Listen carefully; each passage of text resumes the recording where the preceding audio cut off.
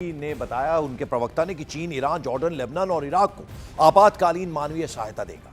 यह हेल्प उन इलाकों में पहुंचाई जाएगी जहां लगातार संघर्ष के कारण जो लोकल पॉपुलेशन है, स्थानीय आबादी है, वो गंभीर दिक्कतों का सामना कर रही है। चीन का कहना है कि उसका उद्देश्य इन देशों की जनता को तत्काल जरूरतों को पूरा करना और मानवीय हालात को बेहतर बनाना है। तो ये मदद की पेशकश जो है, ये मदद का ऐलान चीन ने किया है।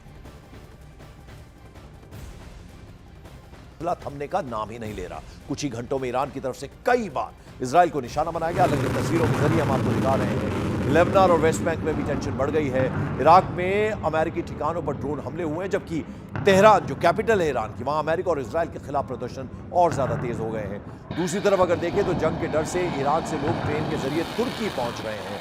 युद्ध से जुड़ी ये 12 तस्वीरें, बड़ी तस्वीरें इस जंग के जो हालिया हालात हैं उसको बयान करती है। और आप देखिए कितना भयावह मंजर है इस वक्त। ईरान का मिसाइल हमला आप देख सकते हैं। पहली तस्वीर तेल अवीव कैपिटल पर किया इजराइल की। लेबनान पर हमले हुए हैं, रिहायशी इमारतों को स्ट्राइक किया गया। अमेरिका के खिलाफ जबरदस्त प्रदर्शन देखने को मिला। Tehran capital missile attack launch किया गया। आप देख सकते हैं 3:35 हुए हैं और आज 17 मार्च है। और लगातार ये देख सकते हैं आप 3:35 हुए हैं, 17 मार्च है और अभी तक 4 बार रात के दौरान जो है मिसाइल अटैक किए गए हैं। सायरन फिर से बज गया है, लोग जा रहे हैं शेल्टर में। अब देखना होगा कि किस और जो है अटैक होगा। ये बार बार अटैक हो रहे हैं ईरान की तरफ से। ये आप देख सकते हैं, ये मिसाइल अटैक लॉन्च किया गया आज 17 मार्च है और आप देख सकते हैं कि ये मिसाइल है और ऐसा लगता है कि काफ़ी सारे बॉम्ब जो है इससे निकल रहे हैं। जो क्लस्टर बॉम्ब की बात की जा रही है, अभी शायद ज़ोरदार धमाके होंगे। आज 17 मार्च है और रात के बजे हैं 3:39 और अभी ईरान की तरफ से फिर से मिसाइल अटैक किया गया। अभी तक रात के दौरान 4 बार ईरान की तरफ से मिसाइल दागे गए। बार हम देख रहे हैं आसमान में धमाके हो रहे हैं और लोग जो हैं वो शेल्टर में जा रहे हैं। यानी ईरान की तरफ से लगातार अटैक्स का सिलसिला जारी है। हालांकि इजराइल और यूएस दावा कर रहे थे कि ईरान की तरफ से मिसाइल लॉन्च करने की कैपेबिलिटी कम हो गई है, लेकिन यहाँ पर हम देख रहे हैं कि फ्रीक्वेंसी जो है अटैक्स की वो ईरान की तरफ से बढ़ा दी गई है। आज रात के दौरान 4 बार अटैक हुए। पिछले 24 घंटे में तकरीबन 9 बार मिसाइल अटैक्स लॉन्च किए ईरान ने और बार यहाँ पे धमाके हो रहे हैं। काफ़ी जगहों पे नुकसान भी हुआ है, प्रॉपर्टी डैमेज भी हुआ है, कुछ लोग इंजर्ड भी हुए हैं और ये सिलसिला लगातार जारी है। हम लगातार बने हुए हैं इस्राइल में, जहां पर युद्ध जारी है ईरान और इस्राइल के दरमियान। बंद करने के बाद ईरान हूती विद्रोहियों की मदद से तेल का एक और रास्ता बंद करने की प्लानिंग कर रहा है।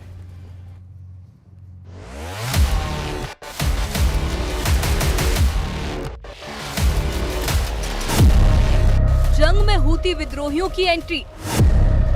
हूती विद्रोही दिलाएंगे ईरान को विक्ट्री। बाब अल मंडेब ब्लॉक करने की दी धमकी।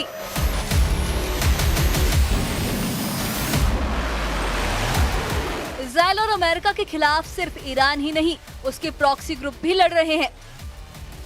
सबूत है यमन में सक्रिय हूती विद्रोहियों की बाब अल मंडेब स्ट्रेट बंद करने की धमकी।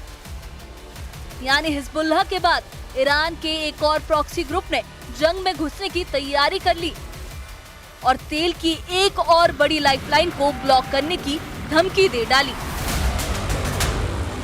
ईरान की समाचार एजेंसी फास्ट न्यूज ने बताया कि हूती विद्रोही पूरी तरह से अलर्ट पर हैं। वो कभी भी ईरान जंग में शामिल हो सकते हैं। फास्ट न्यूज ने चेतावनी दी कि ऐसा होने पर बाब अल मंडेब स्ट्रेट बंद हो सकता है। बाब अल मंडेब स्ट्रेट अरब प्रायद्वीप के दक्षिणी छोर पर स्थित एक पतला समुद्री रास्ता है, जो लाल सागर के रास्ते सुएज नहर तक पहुंचने वाले समुद्री जहाजों के परिवहन का जरूरी रास्ता है। और हूती विद्रोही उसी रास्ते को बंद करने की फिराक में है। यानी ईरान और उसके प्रॉक्सी ग्रुप दुनिया को तेल संकट की आग में झोंकने के लिए तैयार बैठे हैं, क्योंकि ऐसा करने पर आधी जंग बिना गोला बारूद के जीती जा सकती है। वैसे अब तक इस जंग में हूती विद्रोही शांत हैं। उन्होंने हिजबुल्लाह की तरह कोई ऐसा काम नहीं किया जिससे जंग की आग यमन तक पहुंचे। लेकिन बाब अल मंडेब से जुड़ी ये नई अपडेट इशारा कर रही है कि हूती विद्रोहियों का हाथ भी अब ट्रिगर पर है, जिसे वो कभी भी दबा सकते हैं, क्योंकि हूती विद्रोहियों को ईरान की 3 चरणों वाली रणनीति का हिस्सा माना जाता है और वो किसी भी वक्त जवाब देने के लिए तैयार रहते हैं। हालांकि इस बार हूती विद्रोही फूंक फूंक कर कदम रख रहे हैं, क्योंकि 2023 में गजा जंग के दौरान इजराइल के हमलों में उसके कई कमांडर मारे गए थे और इसलिए वो इस बार ईरान का साथ तो दे रहे हैं, लेकिन जरा संभल कर।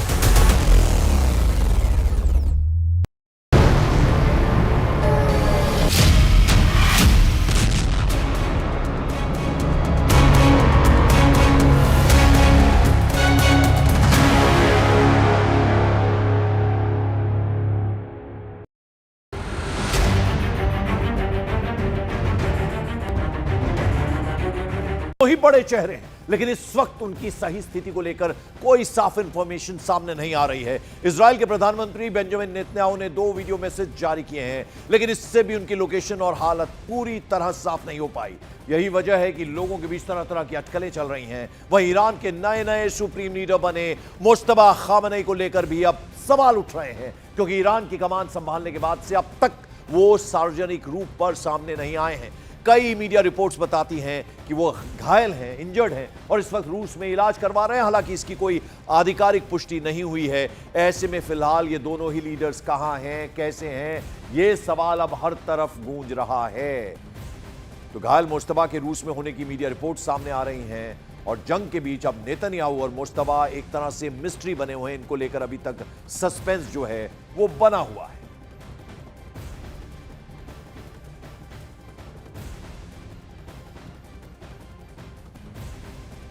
पूछेगी ही, जो 2 मुल्क आमने सामने की लड़ाई लड़ रहे हैं, उनके सबसे बड़े नेता जो हैं वो आखिर कहां हैं। बीते दिनों ईरान ने नेतन्याहू की मौत का दावा किया था, लेकिन इजराइल पहले दिन से ही इसे सिरे से खारिज कर रहा है और पिछले 48 आवर्स में नेतन्याहू ने 2 वीडियो जारी कर इस दावे को पुख्ता करने की कोशिश की। बावजूद इसके इस सवाल का जवाब नहीं मिल पाया कि वो कहां हैं, उल्टा नए सवाल खड़े हो गए हैं। इसी तरह मुज्तबा भी फिलहाल पहेली से कम नहीं है।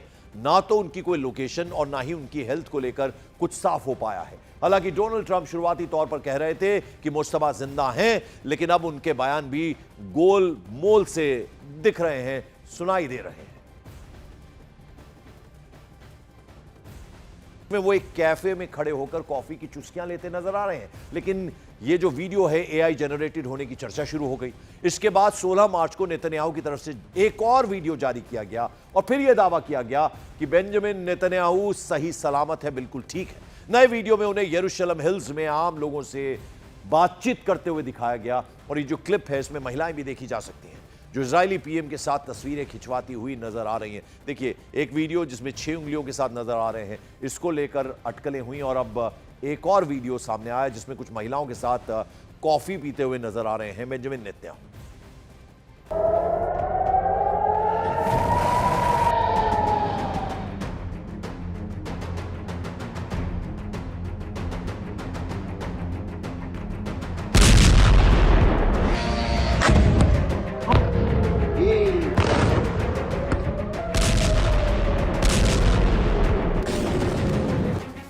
एक तरफ अमेरिका, इजरायल और ईरान के बीच युद्ध के मैदान में मिसाइलों से जंग लड़ी जा रही है।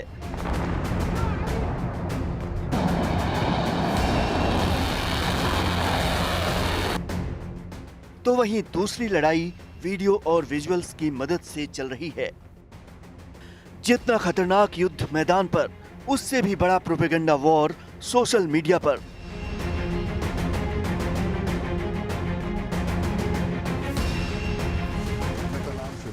सबसे बड़ा सस्पेंस खड़ा हो गया है इजरायल के प्रधानमंत्री बेंजामिन नेतन्याहू को लेकर, क्योंकि मौत की अफवाहों के बीच उनके एक के बाद एक 3 वीडियो सामने आए हैं। लेकिन हर वीडियो के बाद सवाल वही, ये असली वीडियो है या फिर AI generated deep fake video. किसी वीडियो में उंगलियां बढ़ गईं, तो कहीं उंगली से अंगूठी गायब हो गई, तो कहीं कॉफी कप पर ही सवाल पैदा हो गया। पूछा जा रहा है कि ये टेक्नोलॉजी का खेल है या फिर प्रोपेगेंडा वॉर का नया हथियार। अफवाहों की शुरुआत उस वक्त हुई जब एक अहम सुरक्षा बैठक में इजरायल के प्रधानमंत्री बेंजामिन नेतन्याहू नजर नहीं आए। सवाल उठाए जाने लगे कि जिस वक्त ईरान के साथ इजरायल की वॉर चल रही है, ऐसे वक्त में नेतन्याहू कैसे मीटिंग से गायब हो सकते हैं।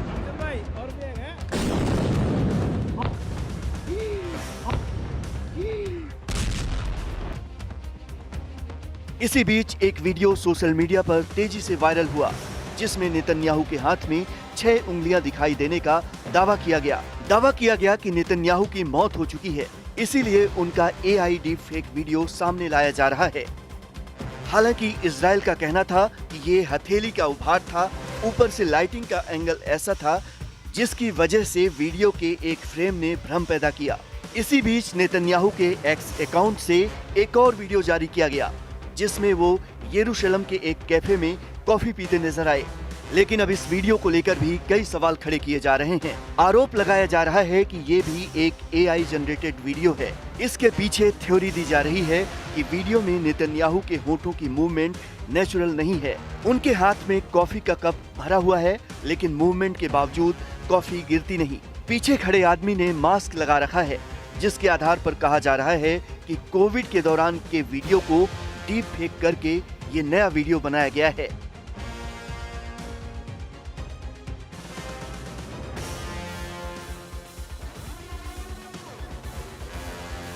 हालांकि इजरायल का दावा है कि वीडियो असली है।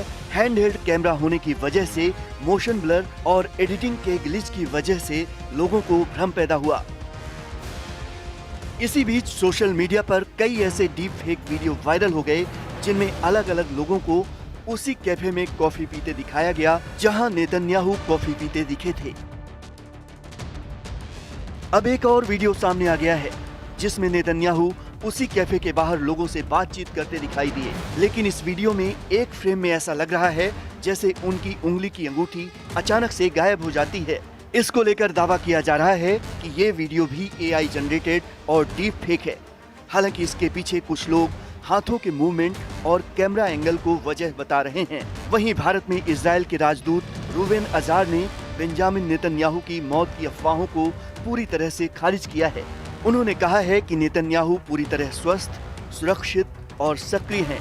उन्होंने आरोप लगाया कि ईरानी मीडिया और उससे जुड़े लोगों की तरफ से भ्रम फैलाने की सुनियोजित साजिश चल रही है और सोशल मीडिया पर प्रोपेगेंडा वार चल रहा है।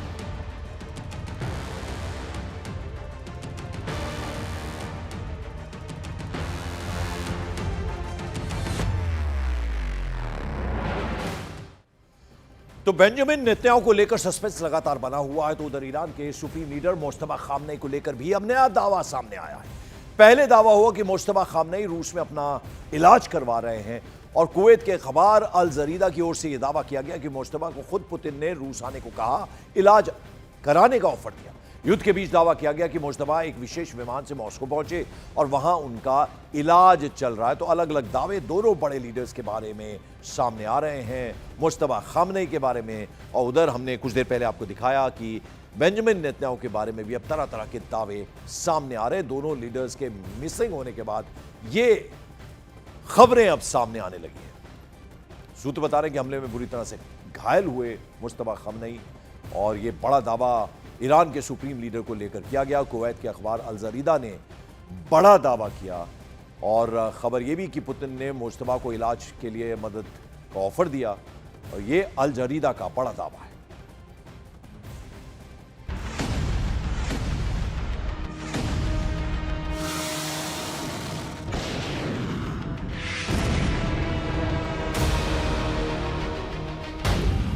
तेरह मार्च को ईरान के मीडिया ने ये AI वीडियो जारी करके अमेरिका को ललकारा था। कहा था खामनेई इज बैक।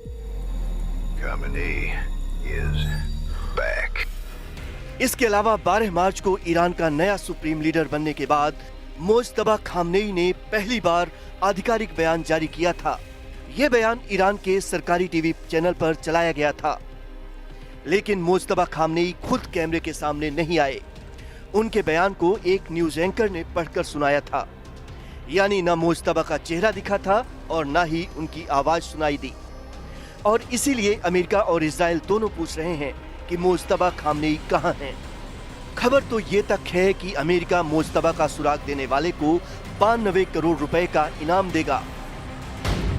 हालांकि ट्रंप ने कुछ दिन पहले बयान दिया था कि उन्हें लगता है कि मुस्तबा जिंदा हैं।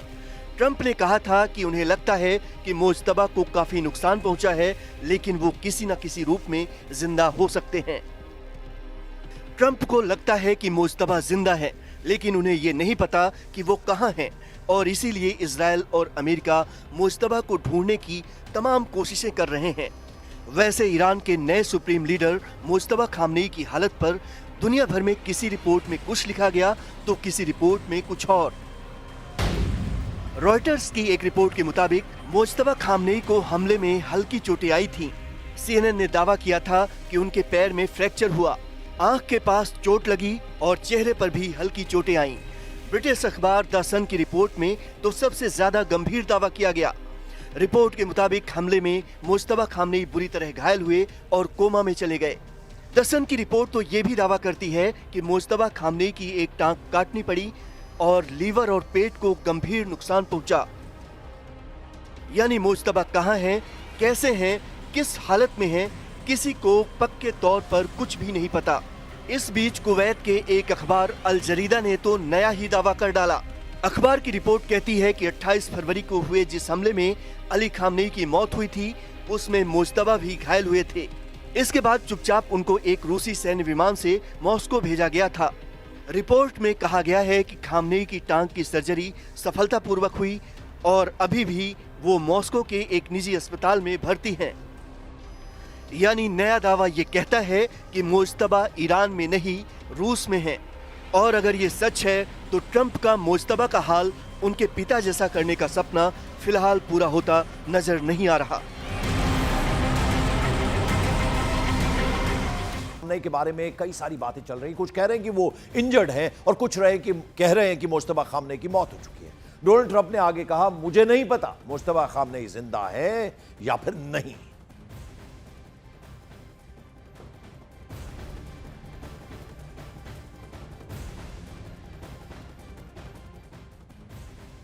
A lot of people are saying that he's badly disfigured.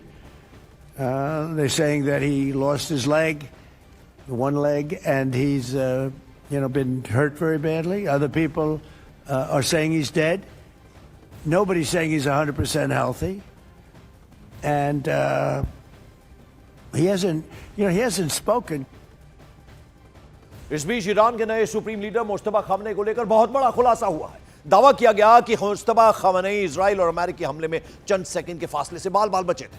28 फरवरी को तेहरान में अमेरिका और इजराइल का अटैक हुआ था, जिसमें मुस्तबा खामनेई के पिता की मौत हुई थी।